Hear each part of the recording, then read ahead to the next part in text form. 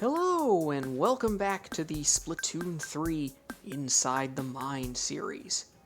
So in our past videos, we've covered both Tower Control and Rainmaker, and how to win with the Undercover Brella on these modes. So now we're going to take a look at the last competitive mode in Splatoon 3, Splat Zones. Wait, what do you mean there's 4 competitive modes?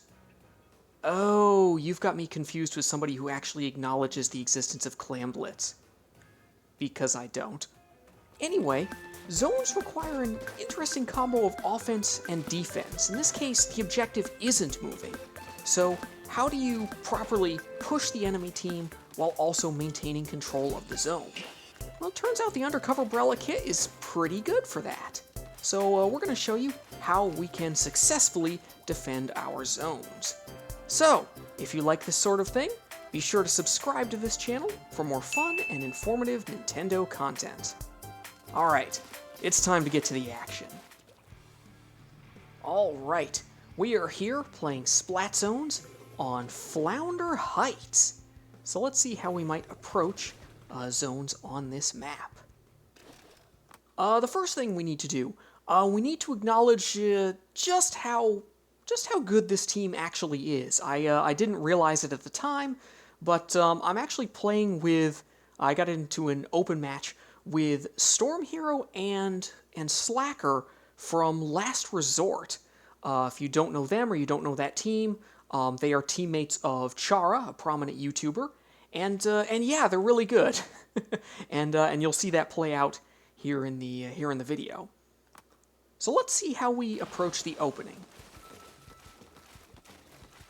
Now, the first thing we're going to do, Flounder is an interesting map because there are so many different kind of ways you can get to the zone. There's the common path to the left, there's this area here in the center, we can climb the wall on the right, not quite as much as we could in the original game, but, you know, still pretty decent. And so, we've got a lot of different ways to find our way to the zone. So what we're going to do, a lot of our team ended up going to the left. We're going to climb up on the right here and engage the enemy here. Now my shield's going to go down early, so I'm just going to back down. I've got most of my team behind me. We're just going to try and hold this zone to start.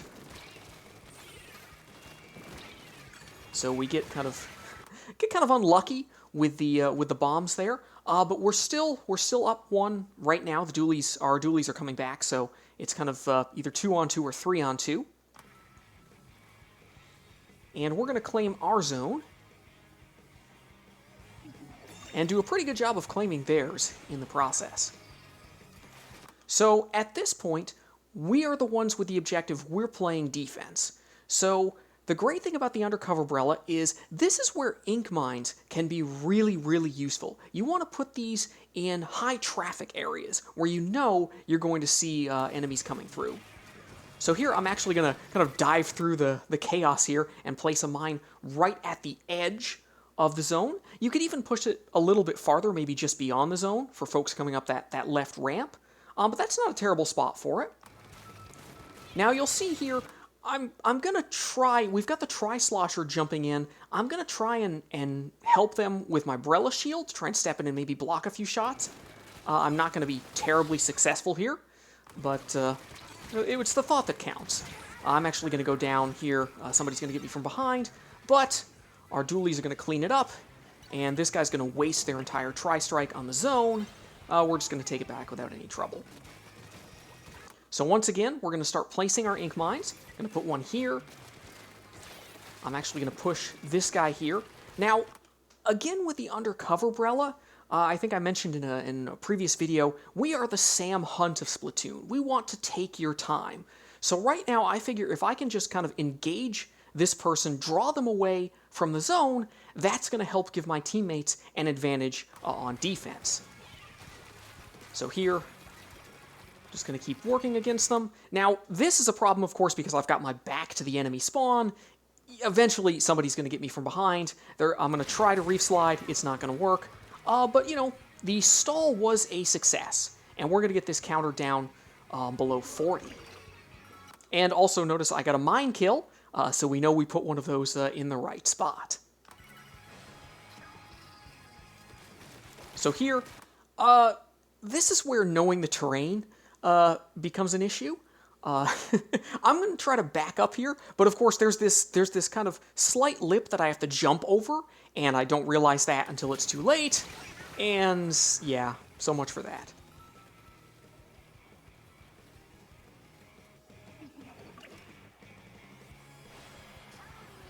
So here, they're going to take the zone, but we're going to try and set up our attack mode here on the left side. I'm going to try and reclaim this side.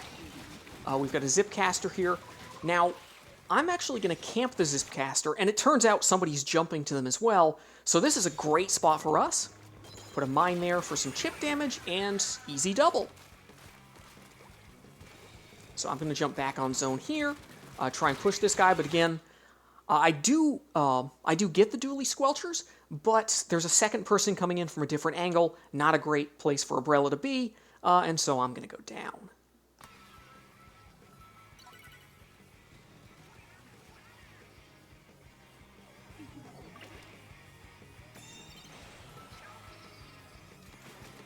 So here again, set up a mine here on the zone.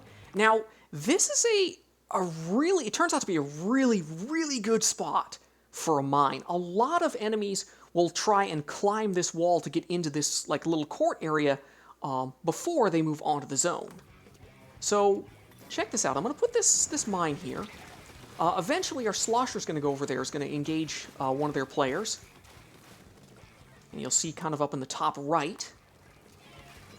So they take out the T-Tech, but you'll notice that my mine goes off as well, and boom!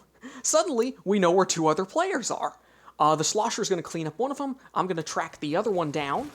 I'm actually going to get them with a reef slider. I'm going to push them back here, and just kind of run them over. So now, we're in a really good spot. We not only have the zone, we've kind of pushed into their enemy court, so we're going to try and set up and hold this for as long as we can. Now, the tricky part about Flounder Heights is, again, as I said earlier, there are so many different ways to approach the zone. So I'm going to try and hold this main ramp here, but they can always, go around me if they want. So I can't push up too far because I don't want them to just go around me. So one of their players decides to challenge me. It's a bad idea. They go down. This guy actually burns their wave breaker on me. Also not a great idea. Unfortunately, I run out of ink and get taken down. So here things kind of go sideways a little bit. I'm going to jump to this area here. Not a terrible place to be. I'm actually going to trade with the Tetras, but it's not a terribly fruitful move in the end. We're actually going to go down 3 here, and they're going to reclaim the zone. So we almost knocked them out. But now we've got to find a way back onto the zone. Now you'll see here, I'm inking this wall because, everybody thinks you're going to be either going left or right, or at least maybe coming through the middle. And so this is not a route into the middle that I figure they're going to expect. Unfortunately, I kind of sort of give myself away here. Some bad luck with a bomb. They dropped that in a nice spot. I don't know. I think it was a little too far from me, but sometimes the umpire doesn't make the right call.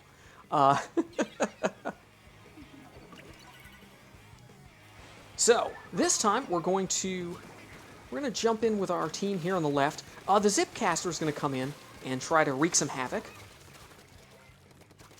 This guy, I guess, is trying my tactic, just trying to engage us as much as possible. I actually like fighting this area. In fact, I will sometimes bait people by jumping down here first, figuring I can take them out before they can get through my Brella shield. That's exactly what's going to go down here. So I get rid of them and continue back onto the zone. Now this is going to be tricky, but I'm going to fall down and escape dying here. We're going to try and cut off that slosher. They go down.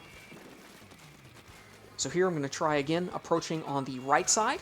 They drop a bomb. I was a little off to the left there, and then the reef slider, even before its buff, at least on Flounder, is basically an instant retake on one side. So we're just going to come in, we're going to take out one person, hopefully, we're not going to get this person, we're going to mine them, but we kind of step a little too far back here and fall off the zone, kind of trying to avoid the angle shooter. So we're not going to do a whole lot here.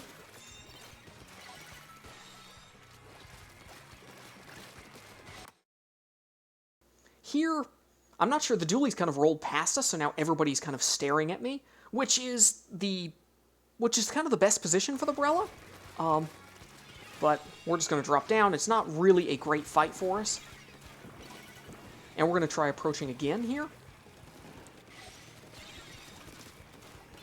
So I'm going to get into the Squelcher's face here in the court. I'll take them down. But unfortunately, this is where the Slosher is going to get me. So, at this point, you know, time's ticking down. We've still got a shot. They've got to go a long way to take this zone back. So, this isn't going to be a terribly fruitful jump. I'm going to go down, you know, here. This is a really bad spot to be in when you're kind of in that no man's land between zones, especially if there's somebody on both sides, then they're shooting at you from both sides. And, you know, you can only shield one. So, okay, kind of a lost opportunity there. But again, we've still got a chance here. There's still a lot of time left on the clock. So here we are in overtime. So what I'm going to do is I'm going to set up in our left court area. I'm going to go past this bomb. And again, like I said, I'm playing for the reef slider here. I figure it's an automatic retake of the zone if I can pull it off. So we've got 2 or 3 people here. I'm going to get one of them with a reef slider. And then back down a little bit. Now, we do manage to hold the zone here. I'm going to trade, well, basically trade with a Slosher. We're going to wipe them out. And that is the game. So, when it comes to zones, you really want to try to be as far forward as you can, trying to cut off you know, different approaches, but also make sure you're able to defend the zone. And with things like your mines, with your reef slider, the Undercover Brella is a really good kit for doing that. So, that was an example of what you can do to use the Undercover Brella to its full potential when defending and attacking Splat Zones. So I hope you found something useful to help you in your own game. Until next time, thank you all for watching, and I hope to see you again in a future video. So long!